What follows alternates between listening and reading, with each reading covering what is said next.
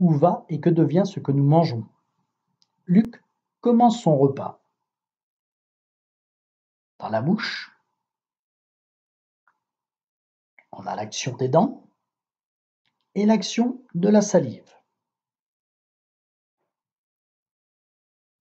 La glotte se ferme sur la trachée, empêchant ainsi les aliments de passer dans le système respiratoire. Les aliments sous l'action des dents et de la salive ont commencé à être transformés, mais est-ce suffisant? 4 propositions. Appuyons sur le ou les bons choix. Petit 1, la digestion a commencé parce que les aliments sont entièrement digérés. Mauvaise réponse. La digestion n'a pas du tout commencé. Également, mauvaise réponse. Certains aliments sont déjà entièrement digérés et sont donc utilisables pour l'organisme. Certains aliments comme l'eau ou les sels minéraux sont utilisables sans transformation par l'organisme. C'est bien, mais il y a peut-être une autre réponse. Certains constituants alimentaires sont digérés partiellement. Certains constituants comme les glucides simples sont digérés partiellement par la salive, aidés par la mastication. Continuons dans l'estomac. Observons les parois de l'estomac.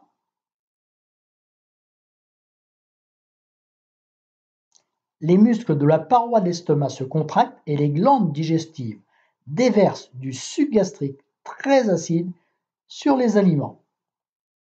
Quel est le rôle de ce suc gastrique? 4 propositions. Petit 1, le suc gastrique dissout les aliments en petites particules appelées nutriments.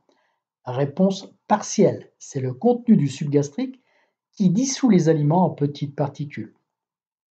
Le suc gastrique aide les parois de l'estomac à dissoudre les aliments en nutriments.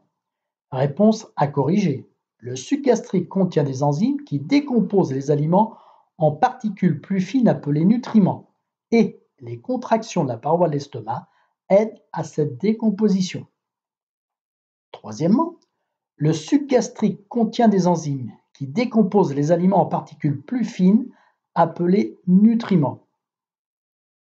Bonne réponse. Le suc gastrique contient des enzymes qui décomposent les aliments en particules plus fines appelées nutriments et les contractions de la paroi de l'estomac aident à cette décomposition. Le suc gastrique est un nutriment. C'est une mauvaise réponse. Le suc gastrique est une substance qui contient de l'eau, des enzymes digestives et de l'acide. Retournons sur la bonne réponse et continuons notre voyage dans le tube digestif. Testons en expérimentant. À gauche, un tube à essai qui contient de l'eau, du jambon et du suc digestif reconstitué. À droite, un témoin avec de l'eau et simplement du jambon. On place ces deux tubes à essai à 37 degrés pour reconstituer la température du corps humain. 48 heures après, à gauche, le contenu est homogène avec des petites particules blanchâtres. À droite, le jambon est un peu décoloré, mais il est resté intact. Analyse. Si le contenu du tube numéro 1, contenant le jambon et le suc digestif et de l'eau, est devenu homogène avec des petites particules, alors que le contenu du tube numéro 2, contenant du jambon et de l'eau, contient toujours du jambon, c'est que le suc digestif a transformé le jambon en fines particules. Conclusion, les nutriments proviennent de la digestion des aliments. Les sucs digestifs contiennent des enzymes digestives qui assurent une transformation progressive des aliments en particules solubles. Leur action est facilitée par la mastication, c'est-à-dire l'action des dents, et par les contractions de la paroi du tube digestif. Ainsi, tout le long du tube digestif, nous observons d'un côté les organes de l'appareil digestif et de l'autre côté les glandes digestives.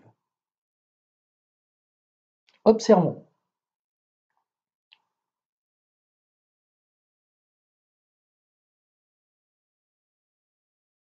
Dans la bouche, mastication plus enzyme digestive, œsophage, transit, estomac, mouvement plus enzyme digestive, même chose dans l'intestin grêle, et enfin dans le côlon, transit plus élimination des déchets, appelés aussi excréments.